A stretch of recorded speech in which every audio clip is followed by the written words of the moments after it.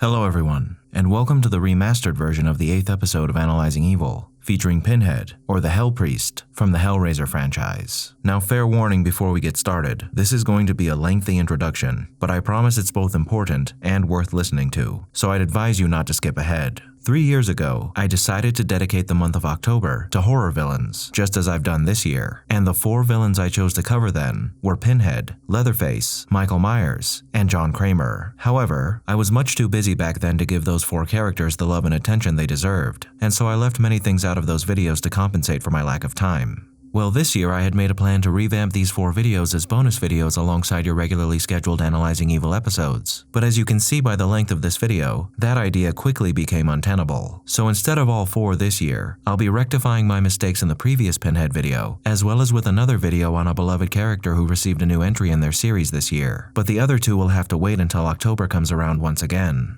However, I think you'll be quite satisfied regardless, as I've done my best to include everything I possibly could this time around, and I'll be doing the same thing once I have the time to remaster the other videos. Now, some of you might be wondering why I've skipped a few remasters, but the only answer I have for that is, 'tis the season. I'll get to the videos that came before this one in due time, but I thought it would be appropriate to give you all updates to these characters during this time of year, rather than some other unspecified time. So with that out of the way, in this video, we'll be descending down into the sadomasochistic depths of the bleak and dismal hell depicted in the Hellraiser franchise, navigating its mazes and warrens to discover the origins of the Order of the Gash and its Pontifex Maximus, the Hell Priest himself. Now, as much as the majority of the Hellraiser films are not so great, my goal here is to make this video a definitive resource on the character we've all come to know and love as Pinhead. So rather than limiting our coverage to the first 3 films as I did last time around, this video, for better or worse, will include information from every single piece of media in the Hellraiser franchise, including Clive Barker's novels The Hellbound Heart and The Scarlet Gospels, all the films, and all of the Hellraiser comics. Now, of course, we'll be delving into and dissecting the evil of the Hell Priest, but in this video, I've also made great effort to piece together all the conflicting storylines in this franchise into one cohesive narrative. Unfortunately though, that actually isn't possible, as throughout the years since this franchise's inception, there have been several standalone stories created that severely hamper any efforts to establish canonicity throughout all of them. So to try and make that a reality as best as I can, what I'm first going to do is establish an origin timeline, which is a timeline that we can use as a starting point for any story in the Hellraiser franchise, and I've done so by using bits of information from the many different sources we have available to us. Obviously, I'm not a representative of Clive Barker or the Hellraiser franchise, so what I say in this video should be taken with a grain of salt, but I figured it would be some good fun to delve into the extensive lore of this universe and try to make as much sense of it as we possibly can. Of course, with so many standalone stories, the details that we receive in one can contradict those that we receive in another. With that in mind, we need to establish how we're going to handle all of this info. I think the best way to go about it is to mark anything either created directly by Clive Barker or created with his input as taking precedence over everything else in the franchise. However, if something he had a hand in contradicts one of his earlier works, the newer material takes precedence over the old. For example, the Book of the Damned contains an extensive backstory on Philippe Le Marchand. However, the 4th film in the franchise, Hellraiser Bloodlines, provides us with a completely different backstory, and because this entry was released after the Book of the Damned and was also made with Clive Barker's input, we're going to consider Philippe's backstory here as canon, not the one that we find in the Book of the Damned. However, for example, just because one thing in the Book of the Damned is contradicted by a later entry, I see no reason to write off everything that we can find in it, as a lot of the information we can find within it about other characters and entities that isn't superseded by later entries, like say Leviathan, greatly elevates our understanding of the Hellraiser universe and its characters. So I think it's fair to use any information that isn't contradicted by later entries to supplement our knowledge of any characters or other aspects of this universe. With all this in mind, this video does contain heavy spoilers for everything Hellraiser related, if that wasn't obvious enough already. Now, with all of that out of the way, let's get started, as I have such sights to show you. According to the Scarlet Gospels, the cenobites in the underworld realm known as Hell have been around for at least 700,000 years, and we learn this from a passage in that book that I'd like to read for you now. The monastery of the Cenobitical Order was a large walled compound built 700,000 years ago on a dammed-made hill of stone and cement. It could only be entered by one route, a narrow stairway that was carefully watched by the monastery guards. It had been built during a time of imminent civil war, with factions of demons in constant skirmishes. The head of the Cenobitical Order, his identity known only to the 8 who had raised him from their number into that high office, had decided that for the greater good of the Order, he would use a tiny part of the vast wealth they had accrued to build a fortress sanctuary where his priests and priestesses would be safe from the volatile politics of hell. The fortress had been built to the most rigorous of standards, its polished gray walls unscalable. As the years had passed, and the cenobites were less and less in the streets of the city that Lucifer had designed and built, a city called, by some, Pandemonium, but named Pyratha by its architect, the stories about what went on behind the sleek black walls of the Cenobitical fortress proliferated, and the countless demons and damned alike who glanced its way all had favorite stories about the excesses of its occupants. Between the monastery and Hell's great city, Pyratha, sat the vast shanty town called Fike's Trench, where the damned who did service in the mansions, temples, and streets retired to sleep and eat, and yes, copulate, and if they were lucky, produce an infant or two who could be sold at the abattoir, no questions asked. The stories of the fortress and the monstrous things that went on behind its walls were exchanged like currency, growing ever more elaborate. It was an understandable comfort to the damned, who lived with so much terror and atrocity in their daily lives, that there be a place where things were even worse, where they could look and tell themselves that their situation could be worse. And so each man, woman, and child nurtured acknowledgments that they were not among the victims of the fortress, where the unspeakable devices of the Order would scour even the most treasured of memories. The damned existed within the framework of something approximating a life, living in excrement and exhaustion, their bodies barely nourished, their spirits unfed. They indulged in the almost happy thought that at least a few others suffered more than they.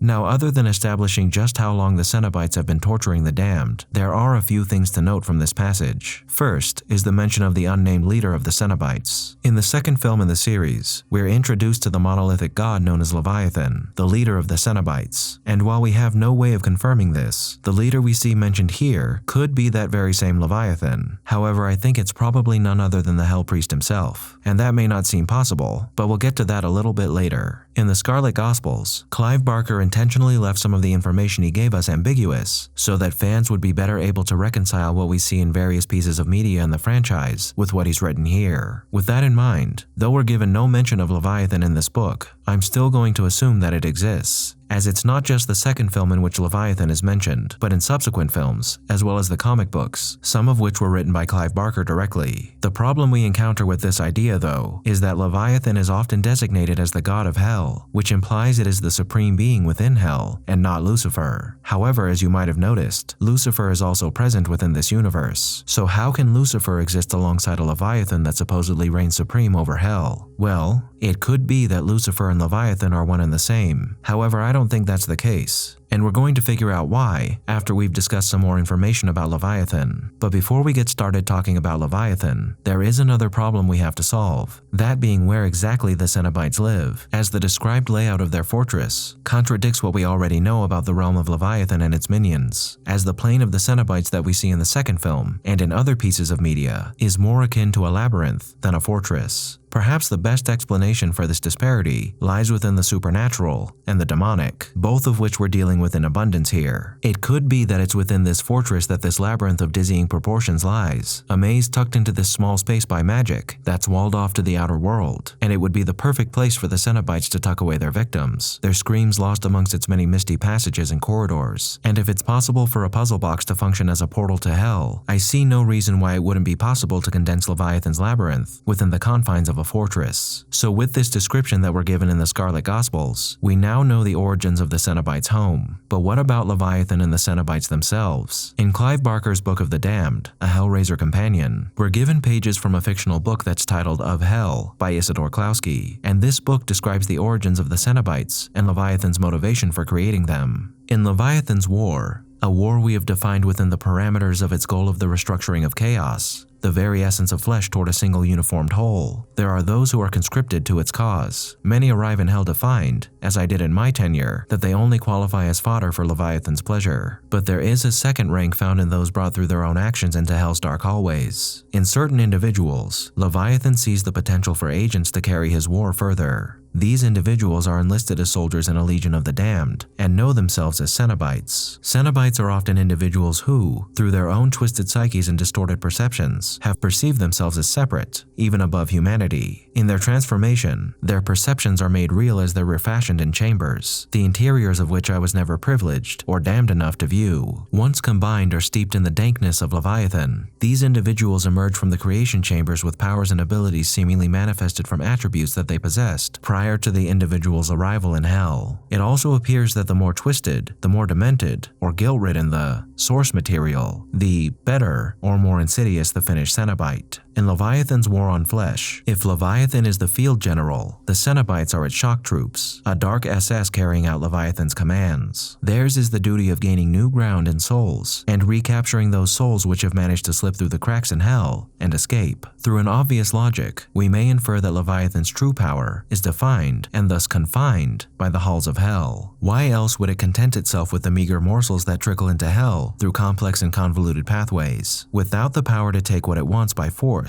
Leviathan must rely solely on the curiosity of the flesh to desire and to seek. But what animal would attempt to take bait from what it knew to be a trap? Thus, secrecy became hell's highest priority and explains the importance of the hunters. Unfortunately, we know little about these monstrosities. They stalk those who have escaped, trapping them and dragging them back before their stories fall on ears that are not so deaf. Their jet-black armored exterior makes them seemingly indestructible as they pursue their prey with the single-minded purpose of a machine. Perhaps they can exist on this plane because, like the puzzles, they are carved from Leviathan. However it is allowed access to this world, it apparently remains blind to any flesh that has not been tainted by the presence of Leviathan. What I write now, I write for those who bear the marks, who wear the scars that testify to the truths within this book. For you, there can be no peace. Now this does give us some great insight into how the cenobites came to be, but in order to fully understand their possible origins, it's best that we first review some information given to us about the origins of Leviathan and hell itself that we can find a little further on in the Book of the Damned. It was not Leviathan that first unlocked the door to this world. Rather, it was life, nature, and chaos that exploded through it, spilling into his perfect order. Eons ago, this world was teeming, swirling, and sweating life, blue and green, from every pore, like a mother with child. Finally, rupturing through walls it did not even know existed, it burst into hell, giving birth to light, and introducing life in that cold, dark place. Leviathan, of course, retaliated, grinding and crushing chaotic life even as it tried to spread, pulling it from the cracks in hell's mortar until it lay rotting in heaps upon the floor. But in time, life was again at Leviathan's door, squirming through every hole, crawling like ivy over the gates and walls in search of a room. Hell was overwhelmed, and as green began to cover the gray, one world looked more and more like the other. Leviathan recalculated its position and devised a new strategy, an Euclidean design of apocalyptic proportions. Searching across the entire face of its enemy, the hot-smelling, pulsating world that it despised now more than ever, Leviathan found what it was looking for. Naked,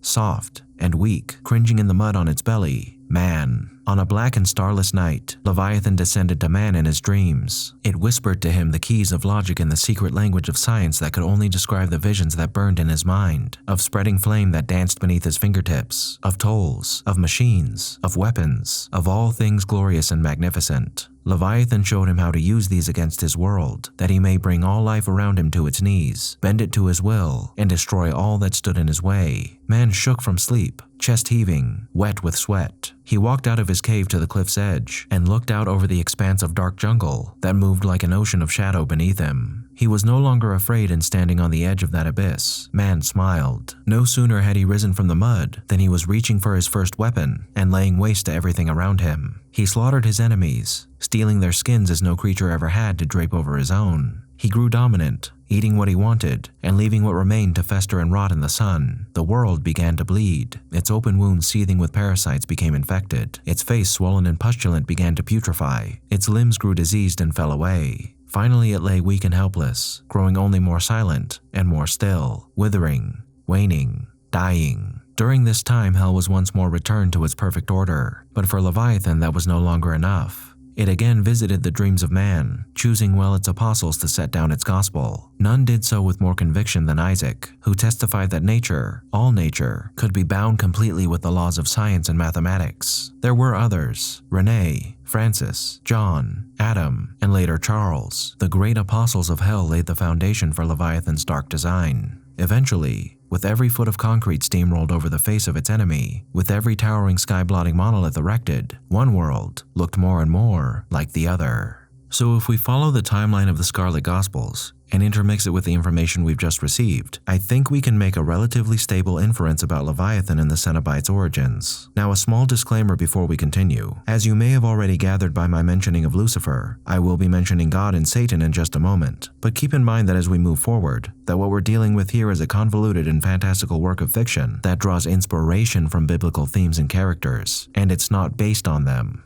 Derivation and adaptation or representation are two different things, and the biblical nature of the events I'm about to describe aren't meant to align with any sort of timeline that the real-world Bible may have established. So I'd appreciate it if you'd refrain from correcting any time-based inferences I make here based on the timeline that the actual Bible presents. Now, because Lucifer is featured in the Scarlet Gospels, we can reason that it was the Judeo-Christian Islamist God who created this universe, and because Lucifer does exist in this world, the common designation given to Leviathan as the god of hell might seem like a misnomer. However, I believe that that name actually has some truth to it. If Leviathan and its cenobites were embroiled in a civil war 700,000 years ago, and it has existed on the plane of hell for eons before that, I believe we can craft a pretty convincing theory about Leviathan and its relationship to hell. When God created the universe, he also inadvertently created Leviathan, a creature of perfect nothingness, living in a plane of equally pristine and orderly nothingness, a being that served as an inconsequential byproduct of creation. Who knows when exactly that creation took place, but during the time period when the universe was still largely a primordial mess comprised of exploding gases and barren wastes, Leviathan was content to exist in the void called hell to wait out eternity in its humble abode. But as life began to form through chaos, it leaked into Leviathan's domain, and in opposition to that life, Leviathan corrupted and perverted it, so its creations might stamp out the vile stain that is organic life. Now, with all we know about cenobites and their pain-loving ways, it would make sense to put forth the notion that Leviathan is acting as an infernal source of temptation that's trying to corrupt mankind for its own pleasure. But from what we've discussed so far, we can confirm that Leviathan's motivations go far beyond simply torturing sapient life for its own pleasure. Leviathan has corrupted these beings so it can use them to eventually wipe out everything that was created via the chaos of creation, and its desire to do so stems from the fact that prior to life emerging, it had lived an existence of peace and order, and it wants more than anything for its world to return to being such a blessed void once more. Because it's bound to hell and can't do so itself, it chose to warp others into a new type of entity that craved the torture and pain that Leviathan bestowed upon them, creating new personalities for them and reorganizing their neural pathways in such a way that they willingly served a master who readily plied them with the sadomasochistic pleasures they craved, beings that Leviathan had complete control over, who would do whatever it took to fulfill their master's designs. Thus the Cenobites were born, creatures that were perhaps first crafted from the curiosity of Neanderthals, the ancestors of mankind, who were tantalized by the bait the black gargoyle-like creatures Leviathan had loosed into the world had placed for them. Leviathan was worshipped by its early creations as the god of hell, a fitting title for the original supreme entity that had occupied this space and birthed the horrors that now live there alongside it. These new monstrosities were gifted an intellect far beyond any other beings that existed at the time, and a select few amongst them rose to become the greatest of this new order of the gash that Leviathan had brought into being. The events of history may have proceeded along these lines, until all was consumed by the dread touch of Leviathan. However, no such creature who was merely a byproduct of creation could ever hope to contend with its creator, or in Leviathan's case, one of its creator's greatest creations. 700,000 years before the present day, Lucifer rebelled against his father, desiring for himself the seat which God sat upon by right as Lord of all creation, and for such a crime, Lucifer fell from grace and was condemned by his father to suffer an immortal life of punishment outside the light of the kingdom, where he alone had shone the brightest. Of course, God could not contain such an offender within the confines of his own lofty halls, and so he searched for a prison in which he could contain his once favorite son. As Lord of all that ever was and ever will be, God was fully aware of Leviathan's existence, and perhaps as both a punishment for Lucifer and a countermeasure to Leviathan's growing influence over creation, God banished Lucifer and all who had conspired to overthrow him to this fetid mire to eke out the rest of eternity in guilt-ridden anguish. And upon arriving in hell, Lucifer and his fallen brethren began the war with Leviathan and his cenobites that would cause them to create the labyrinthian fortress that they would dwell in ever after. Leviathan of course lost this war, as its designation as a mere byproduct of the beginning of the universe God had shaped ensured it was no match for a direct creation of the Lord of all things himself, an angel unlike any other whose power over all that he touched untouched, was only rivaled by his creator. However, Lucifer saw the value in a subservient Leviathan, and so he allowed the entity and its creations to exist as a vassal of hell, worthy demons that now counted themselves amongst the ranks of Satan's army, that would prove invaluable in corrupting mankind, and who would one day serve as powerful foot soldiers in the prophesied war between heaven and hell. Leviathan was not the only demigod present within hell though, as much akin to Dante's Seven Circles of Hell, we're shown in the comic The Dark Watch that another once mighty angel, Abaddon, watches over a plane of hell where those who embodied the sin of fury are condemned to spend eternity. But even so, Leviathan can count itself amongst the most mighty beings in all of hell. With its influence curbed, Leviathan was still in a position to corrupt the living, but Leviathan had desired to destroy the abomination that is sentient life. And with Lucifer now in the picture, it seemed as if those plans were foiled in the face of a greater will. However, there was still hope for Leviathan's machinations, which we'll get to in a moment. But in the time period between Hell's civil war and the creation of the lament configurations, Leviathan would still endeavor to corrupt humans and human ancestors where and when it could. But its influence during these eras was minuscule compared to what it would be able to accomplish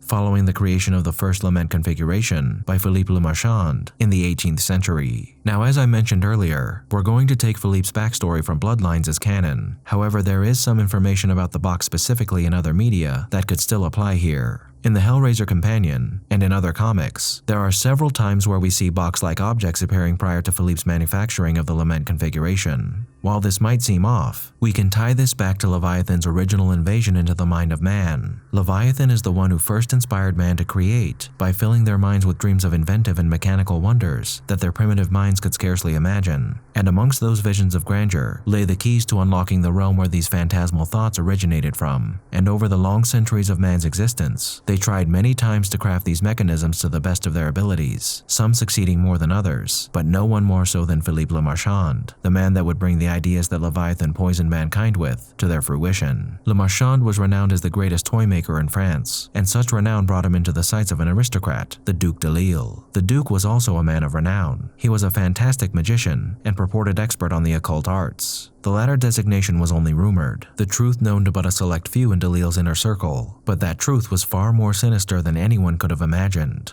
The Duke's investigation into the occult had led him to the extensive research those who came before him had made into hell and the designs of Leviathan, designs that promised a mechanism that would open a portal to hell and pleasures unimaginable. But the complexities of such a device were far beyond his capabilities to manufacture, so the Duc de Lille commissioned the greatest mechanical mind in France, Philippe Le Marchand, to manufacture this device. Thus, Leviathan and its cenobites finally achieved a stable means with which they could enter the realm of man by enticing them with pleasure through the highest forms of pain. And though countless cenobites had leaked through the barrier between worlds to wreak havoc on humankind over the long centuries after the creation of the Order of the Gash, that was nothing compared to what they could achieve now. Gun-wielding maniacs, gluttonous corpulent piles of flesh, and even dark librarians reigned as lords of pain and pleasure by virtue of their god, beings who now stormed through the portals opened by those seeking pleasure beyond pleasure to add ever more souls to the ranks of the damned. But there was one who stood above all the others, Leviathan's chosen favorite, who would serve as the chief herald of its designs, and that prodigal son was none other than the Hell Priest, or Pinhead, as he's come to be known. Though we're given a seemingly solid origin story for this monstrosity in the second Hellraiser film, the backstory of Leviathan's chosen representative is a bit more complex than that. In the Scarlet Gospels, we're given the following musing. There had always been debates as to whether the damned soul who wore this mask of pain and its accompanying vestments was a single man who'd lived many human lifetimes, or whether the Order of the Gash passed the scars and nails onto another soul after the labors of temptation had exhausted their present possessor. There was certainly evidence for either belief in the state of the demon before them.